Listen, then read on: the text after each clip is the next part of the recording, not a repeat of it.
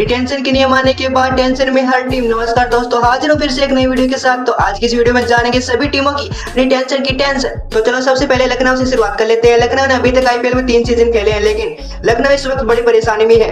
लखनऊ का हाल एक तरफ कुआं एक तरफ खाई जैसा हो रहा है। ऐसे में लखनऊ सुपर जायंट्स का जो प्लान है वो ये है कि वो एकमात्र खिलाड़ी केएल राहुल को रिटेन करेगी और बाकी सभी खिलाड़ी, चाहे वो पुरन हो, चाहे वो स्टोइनिस हो और चाहे वो रवि बिश्नोई हो, सभी पर आरटीएम कार्ड का दाव खेलेगी। दरअसल दोस्तों, लखनऊ ये चाहती है कि केएल राहुल को 18 करोड़ में रिटेन किया जाए और बाकी पैसा नीलामी के लिए बचाया जाए और बाकी खिलाड़ियों को आरटीएम कार्ड के तहत रिटेन करने की पूरी कोशिश की जाए। आगे बढ़ते हैं दोस्तों, लखनऊ के बाद मुंबई टीम की बात कर लेते हैं। मुंबई की जो समस्या है वो रिटेंशन को लेकर ये है। पहली रिटेंशन 18 करोड़ की किसको दी जाए।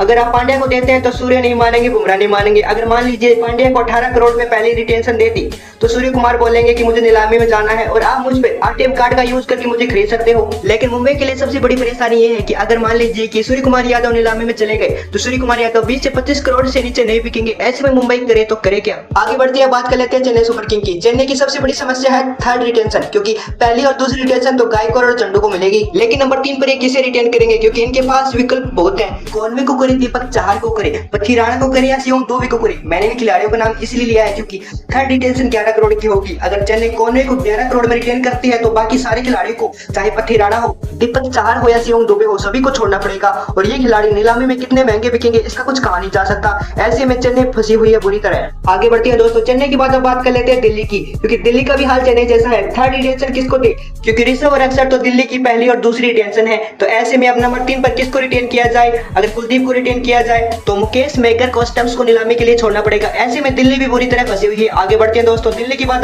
कर लेते हैं राजस्थान रॉयल की। राजस्थान रॉयल की समस्या क्या। देखो, राजस्थान रॉयल बहुत खुश होता अगर 6 के 6 खिलाड़ी रिटेन करने होते, लेकिन जब से ये अनकैप्ड खिलाड़ी वाला नियम आया है तब से राजस्थान की टेंशन बढ़ गई है, क्योंकि राजस्थान रॉयल के पास कोई भी अनकैप्ड खिलाड़ी नहीं है। ऐसे में राजस्थान करे तो करे क्या। और राजस्थान की दूसरी बड़ी समस्या ये है कि रियान पराग को नीलामी में बेचना पड़ेगा। अगर रियान पराग नीलामी में जाते हैं तो उन पर कितने का आरटीएम कार्ड यूज होगा इसका कोई पता नहीं।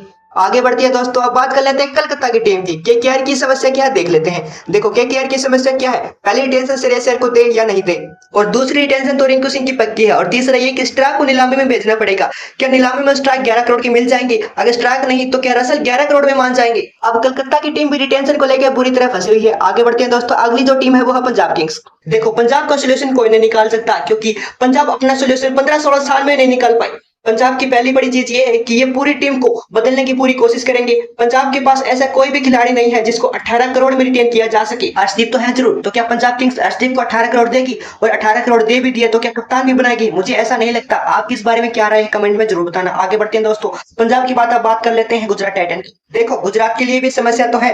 जब से पांड्या गए हैं तब से गुजरात में समस्या ही समस्या है, क्योंकि पहले और दूसरी टेंशन तो सुमन गिल और राशिद खान को मिलेगी, और किस खिलाड़ी को थर्ड टेंशन दी जाएगी इस पर भी सवाल है, और किस खिलाड़ी पर आरटीएम कार्ड का यूज करेगी गुजरात टाइटन, इसके बारे में कुछ कहा नहीं जा सकता। आगे बढ़ते हैं दोस्तों, अगली जो टीम है वो है सनराइजर हैदराबाद की। जी हाँ, एसआरएच की कोई ज्यादा समस्या नहीं है, क्योंकि एसआरएच को पता है कि किन खिलाड़ियों को रखना है और किन खिलाड़ियों को नहीं। हाँ, नीतीश रेड्डी की एक समस्या हो सकती है, क्योंकि एसआरएच नीतीश रेड्डी को अनकैप्ड खिलाड़ी के रूप में रिटेन करना चाहती थी, लेकिन नीतीश रेड्डी का तो बांग्लादेश के खिलाफ डेब्यू हो चुका है। अब नीतीश रेड्डी अनकैप्ड खिलाड़ी नहीं रहे। अब एसआरएच किस खिलाड़ी को अनकैप्ड खिलाड़ी के तौर पर रिटेन करेगी, यह भी बड़ी समस्या है। आगे बढ़ते हैं दोस्तों, आखिरी जो टीम है वो है आरसीबी की। आरसीबी की एकमात्र समस्या है वो है फाफ डू प्लेसी, और फाफ डू प्लेसी अब 40 साल के भी हो गए हैं। या फाफ डू प्लेसी आगे खेल पाएंगे या नहीं।